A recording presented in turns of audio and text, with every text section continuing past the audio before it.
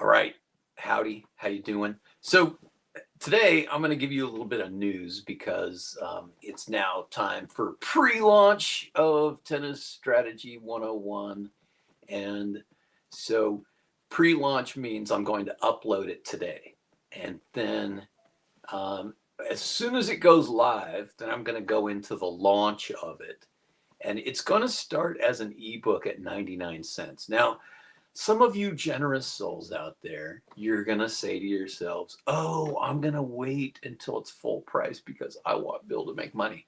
Well, no, don't do that because you can actually help me the most by getting your 99-cent copy because when people all do that and the book launches, then it has a chance to gain on Amazon's algorithm. So a lot more people are going to see it. So you can help me out a lot by getting a $1 ebook.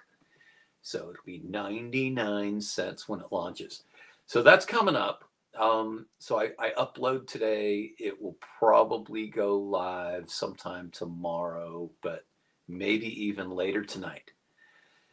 And then one thing that I'm very pleased about is that the developer of Tennis Court app, Tennis Court, all one word, so no space between those, has granted me permission to use the app to create the diagrams for the book, which they're very attractive and it's a well done app. And you can use it on a device to chart things out for your players. So you could you can draw on it if you have your phone or iPad with you and do a quick diagram. That's really an awesome thing. I find it to be very usable. Anyway, so thank you, Tennis Consult. Martin is the guy. He has a name that I can't. I have to learn how to pronounce. Anyway, so Tennis 101 happening. Tennis 201 is coming along really well. And because of the work done on Tennis 101, then that's going to speed that up. So I'm looking at Tennis 201 to be finished right somewhere around August 7th is my target date for that. And then Tennis 301 should be coming out early in May. So that's the news. And now the reviews. So some of you said, yeah, Bill, send me your book. I will read it. I will read it. So thank you to those who read it. And I've sent out about 20 copies or whatever, something along that line, maybe 30, probably 30 copies out to people. And I want to thank the 5 people who sent me reviews. All right. So Ken DeHart was first. Thank you, Ken. Ken, if you don't know Ken, he's one of the most famous tennis coaches around the world, PTR and USPTA master professional. His resume is a mile long, but thank you, Ken. Ken's a good friend of mine, and he actually lives not too far from me. He's less than an hour away. So he gave a very nice review. In fact, he said that it encapsulates his entire coaching philosophy and that he was happy he didn't have to write the book. So thank you, Ken. And then Jack Brody, who I'm a huge fan of. He's one of my influences. Maybe you've seen him in a video that I did recently. Jack Brody, go check out brodytennis.com. There'll be a link down below here, so make sure you use that because that'll be my affiliate link. But Jack Brody is very influential with me, and he wrote a fine review about how I gave people a basis for learning how to play the game. I try not to get too much into technique because so many other people do that so well that there isn't really a need for that. It's the red ocean, you know. But you know, Jack is unique in that he teaches principles, so that's very important. Mark Jeffrey also gave a fine review, and his was talked about how readable the book is and how human it is, and that it covers what you really need to know, and without jargon and without being overly complicated, because being overly complicated is a problem. So those were a couple of the reviews. I don't want to bore you with this stuff, but I think that there are going to be some 5 stars out there. Anyway, so today though, I want to talk about a tennis 301 topic. So this is for a player who's 4-0 and above, right? Or at least a 5 on the UTR scale. Somebody's at least a 5 on the UTR, 4.0 on the NTRP. So scripting. All right. Now, maybe you heard about, football teams, will script their first, 10 or 12 offensive plays of the game. They have a list of plays, but there is some contingencies there, because if all of a sudden they have 2nd and 1, they've got a little something they can do that's not perfectly on the script, but so they'll have it all figured out. If we get 2nd and short, we're going to do this instead of that. Okay, that's fine. And so scripting with tennis should be the same.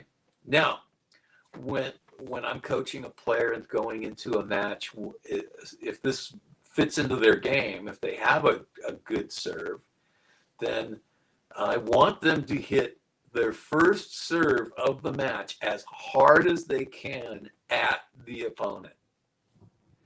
And that does a couple of different things. So, one, it sets the tone for aggression, because when you come out tight in a match, if you come out and you're not aggressive enough, that can be a problem.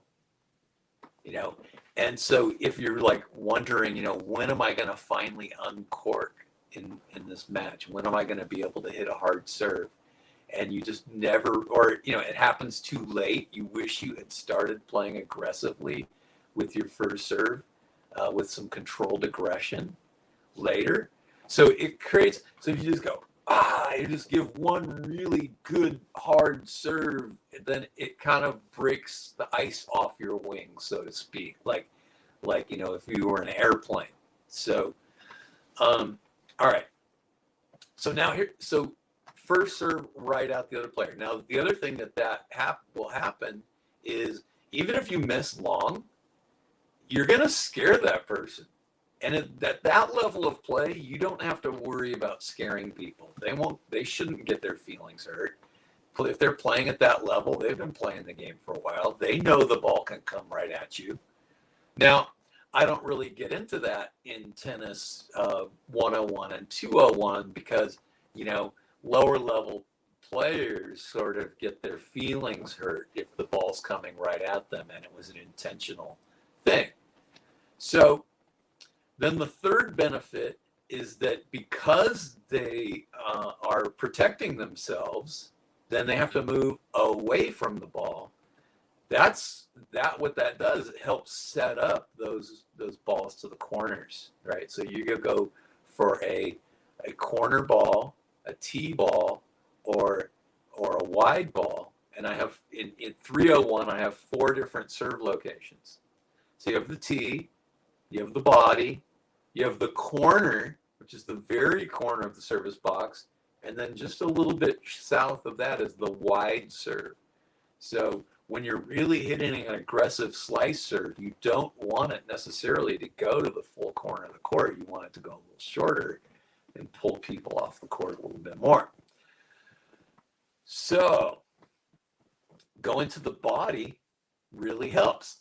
Now, another thing that I like to do is have them do that for the first 2 serves of the game. So if they're going to do the first one, then they're going to do one in the ad court right at them. And then from there, then the next thing I want them to do is to hit a wide serve for the 3rd point. And a corner ball for the 3rd point. And then a kick serve to the corner to the other side. Then come back to the deuce court and go to the body again. Then go to the ad court and do a tee serve. then go to the deuce court and do a T serve. And so you have this thing where you're creating in the first game the fact that you're going to be unpredictable and they're going to have to first defend themselves. And then what you get is you get that moment of hesitation. So what will happen is they'll have to actually start reading longer what's coming to them. And in that moment where they spend reading, then they're not reacting as well. Now, this is where visual training for tennis comes in, because one of my chief hypotheses that seems to be true is that the thing that's missing with a lot of people who play 4-0, what's not missing is athleticism. What's not missing are strokes. What's not missing is fundamental, understanding of strategy. What's missing is the ability to read and react to shots more quickly.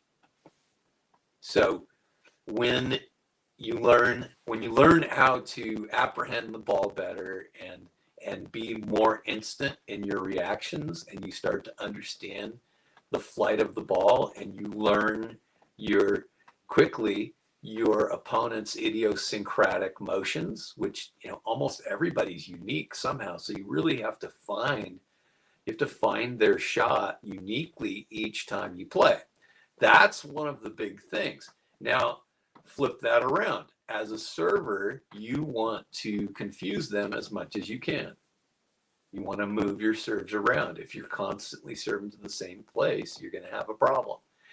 Now, of course, you probably have your bread and butter shot, but you can script out your first 7 points, first 7 serves. I don't know, maybe 8. And then start again in the next game, give them in the next game, either. So in future games, what I would do is in the first point of the game, I would go body, and then I would do something else in the ad court. And then in the third service game, I would go body in the ad court in the first one. So you reestablish that thing that I'm coming at you, right? I'm attacking you with my serve. Now, here's a couple of caveats. Here's where contingencies come into place, because every once in a while you get a player who, or you might be having this experience where all of a sudden you're serving out of your mind. It can happen, all right? It can happen. You could be serving out of your mind well. So you go for that first serve into the body, and you just clock it, and they have to get out of the way, and it's a forced error. They just barely get a racket on it. And then you do the same thing on the other side, and they barely get a racket on it. And you're like, oh, I'm feeling it. Keep going. Keep going with it. I mean, I'm not saying that you should keep hitting to the body all day long, but then really go for a big serve out wide, and then go for a big serve out on the other side out wide. Because if all of a sudden your flat serve is on and it's going in, and you just feel like you can't miss, ride that wave. And this is something that I do with my high school players who play at a high level. So if I have kids that are playing 4-0 to 4-5 and even 5-0 and 5-5 level tennis, which would be, on a UTR scale, some of my better players in high school have been 9, 10, even 11s. So I had a kid who was definitely an 11. And so I would say to them, hey, if all of a sudden you're just playing out of your mind well, just keep going with it. Don't convince yourself that it's going to end. Keep going. So that's a really big thing. Now, let's go the other way. Let's say you try your first serve into the body and you miss. And now you got to hit a second serve.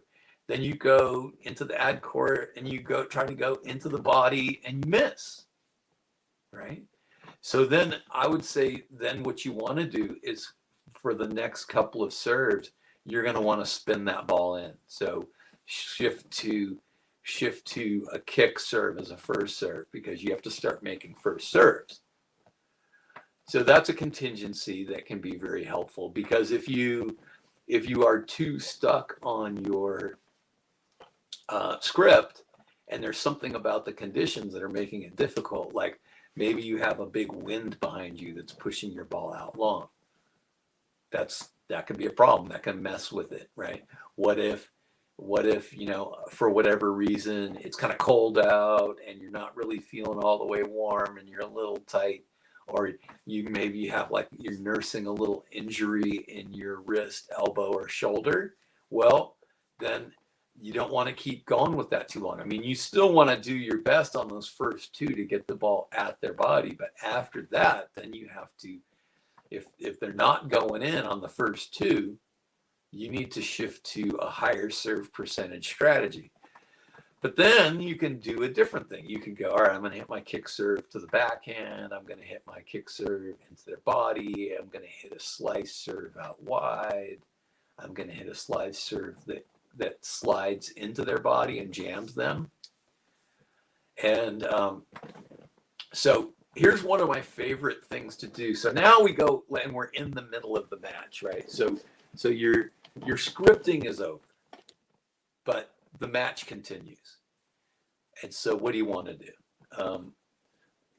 One of my little tricks is I love to do this. I love to hit a flat-ish serve that has a little bit of slice on it, so it curves, and so then it's a little hard for them to pick it up perfectly. And then I'll hit a perfectly flat serve that doesn't curve, and then all of a sudden, then you get that. Or another thing is I'll hit a slice serve and it's going off to the corner, off to the wide, and then I'll hit a slice serve, and they're reading the slice, so they start moving, and then what I'm doing is I'm slicing it into their backhand, and then they're jammed all of a sudden. So they're, they read the slice, they started to react a little bit early, but my intention was to slice it into their backhand. So you train players to react a certain way to your shots, and then you can switch it up on them. Now you can also use this in shot combinations. With if you're a tennis 101 or a tennis 201 player, turn this off now. All right, because you don't want to start overthinking this stuff. Now, this is the danger here. You could start overthinking, because if you start thinking about what they're thinking, then you're gonna overthink it, and you're gonna doubt yourself, and you're gonna change your mind in the middle of shots. Instead, you want them to be worried about what are you thinking. So here's how it works. All right, let's say I'm coming to the net, and my approach shots are, either down the line or inside out forehands to the backhand. And that's the only way I've come into the net for 6 or 7 times. So if they have any smarts at all, they're going to read and react. They're going to study your tendencies. So they're going to start to see that when I get a ball in a certain location, that I'm going to come in. So what do? They start moving, because that's what they should do. So as soon as I detect that they're moving to my shot, and I've trained them that when I do this certain thing, then I continue on in that point. I'm like, okay, good, he's moving, but I'm going to still hit this shot, right? Then after that point, I go, okay, next time I approach, I'm going to go at him, or I'm going to approach to the forehand, which is not always advisable. But once you get somebody sort of leaning to the backhand and you hit to the forehand, you're okay. It'll be all right. They're not going to get too much on that forehand. If they smoke you, don't do it again, right? But if they don't, then you've got that, you got that there. And now what are they going to do? I mean, or the other thing you can also do is you can hit a drop shot, because then, see, they've been used to going that way. They've been used to going to their backhand, and they're leaning to their backhand because they think they see that coming. And now all of a sudden they have to go up there. Well, now you've introduced some doubt in their minds. So now they have to actually stop and look, is this the approach to the backhand, or is that drop shot up there? And so they're going to have to read and react, and then they're going to be a little bit slower getting over that way. So then you can sprinkle that in there. You need to be able to have some variety to your game. And then, every 3, 4, 5 approaches, instead of going down the line, you could actually hit like a rolling angled top spin to the service line on the other side, and then go guard the line and approach that way. So there are a lot of different ways to do this, but first though, you have to establish a play that you do. The people who overthink it think, oh, I did this last time, so I have to do something different now, or I'm going to become predictable. No, you actually want to become predictable up to a point, so that then you can introduce the something different that throws them off. Because it's funny, my son looks at the statistics and he sees that in football that play action passing is the most effective way to throw the ball. And it's like, okay, of course, right? Because you're making it look like you're running, and then they have to respect that to some degree, and then there's less coverage. Perfect. So here's where he went wrong. My son says they should do play action passing every time. And I'm like, no, it won't work. Right? Now you're looking at the statistics, but you're not understanding the game. Right? So keep that in mind when you look at statistics. You have to know how the game is played, what goes into creating that effect. It's because they ran the ball. And the better you run the ball, and the more often you run the ball, then the more you can capitalize on play action passing. And, teams that don't run the ball well don't get the same advantage from play action passing that teams that do run the ball do. So it makes sense, because the defense just doesn't respect the run.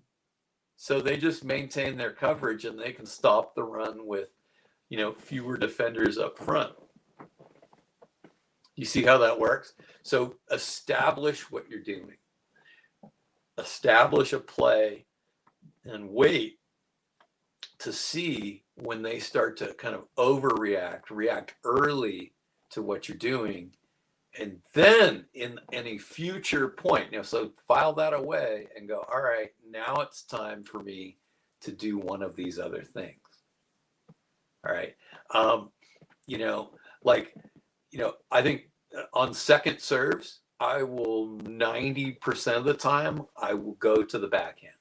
90% of the time, I'm going to hit a kick serve to the backhand. And I practice that, and I can hit into a very small area there, and it's a very defensive shot, and I'm going to win a good amount of those points. All right. Oh, it must be time for something. Okay. But what I will do is, let's say it's 40-15 or 40-30 or add in, I'll hit a second serve to the forehand. And then they're just used to, okay, here comes that second serve bouncing up high to my backhand again, right? And so they're looking for it, they're ready for it, and it helps to have a good kick serve, because if you don't, then they're not so worried about it. But so you have to have game. So work on your kick serve deep to the backhand corner, and then all of a sudden, so the forehand, they're like, and then they overreact and they do too much, and they hit the ball like 10 feet out long because they weren't ready, and there was so much spin on it that made the ball go up in the air. So then think about that. Put yourself on the other side of that, right? You've got it's game point against you. You're trying to survive in the game, and you're looking for the player to do what they do in terms of their tendency, and then all of a sudden they do something counter tendency. Now it's like, what's coming next, right? So now sometimes though you get people who just eat up those kick serves. They just love them. They just annihilate the kick serve. So then that's when you're going to use some slice, right? So you come out with a kick serve and they step in and they go, oh, thank you very much, a shoulder high ball. That's what I like. Bam, right? And you just go, wonder if he can do that again. You try a couple more times. He does it, 3 or 4 times, and you're like, okay, this looks like it's going to be a regular event. So then what you have to do is you have to go to your flat serve and you have to use your slices more. And then maybe you can hit a kick serve, but you do it, more at 45. So it's curving in differently instead of coming and bouncing right up nicely. So you have to make some adjustments based on what they can do and what they can take away from you. Just because it's your bread and butter and it's your tendency, then you have to be able to shift and go to what's going to work for you against them moving forward. So now let's talk a little bit about scripting on the return of serve, because scripting is kind of tough because you're at the mercy of what the other person's doing. But you can have contingencies. All right, so you go, okay, if he's going to my forehand, I want to go up the middle. If he's going to my body, then if I have to, I'll lob, right? But otherwise, I want to chip, right? I want to be able to slice that ball back if it's coming to my body, and then if he goes to my backhand, then I want to try to go to his backhand. And so you before each time he serves, you go, okay. And then as you go on, you go, all right, what are his tendencies? What is he most likely to do? And it's not often that I meet other players who think about this counter tendency stuff. So you can start to figure out, what are their tendencies, and they never go away from them. So he's like, okay, when he gets here, he does this, right? So anyway. So you have that contingency, all right? What do I want to do if the ball comes here? What do I want to do if it goes there? What do I want to do?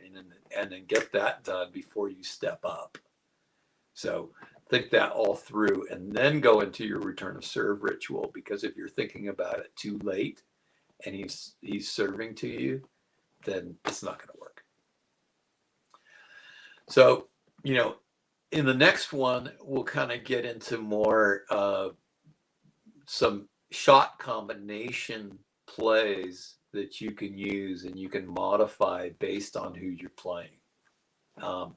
So I'll tell some stories about real matches that were played, because in Tennis 301, there are going to be a lot more detailed descriptions of actual matches played and why they were won or lost, because that gets you into the detail of how do you adjust in mid-match, because that's another really important key to getting to the 4-5 level and above, is being able to make adjustments, because the better players they understand what's working, they understand what's not working, and they'll do what's not working less, and they'll do what is working more.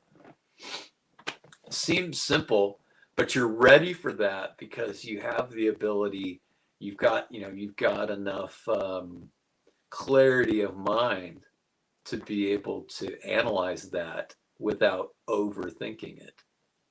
But Below the 4.0 level, people's anxiety level is generally a little too high. They're not fully cognizant of what's really going on in the match. They're very egocentric. They're thinking about themselves more. But as you shift your focus to the most important person on the court, which is your opponent, which is a Craig O'Shaughnessy statement, and Bill Tilden said, figure out what your opponent's best shot is and never hit it there, and figure out what their worst shot is and give them a steady stream of that. And I'll dig more into that later. I think that's a little overly simple, but we'll put a little more fine tuning on those particular statements. So, all right, thanks for watching. And down in the below, once I have that link ready, I'm gonna put that link in the description of this video so that you'll have that. But it's not ready yet, not quite. And if you have read the book and you want to review it, I would love that.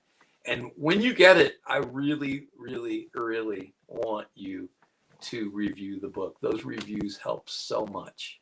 So thank you for that already. Thank you for watching this.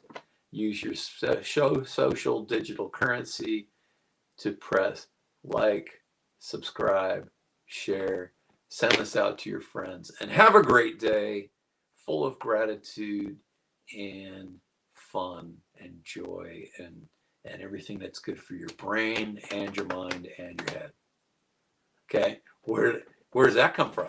All right, take care.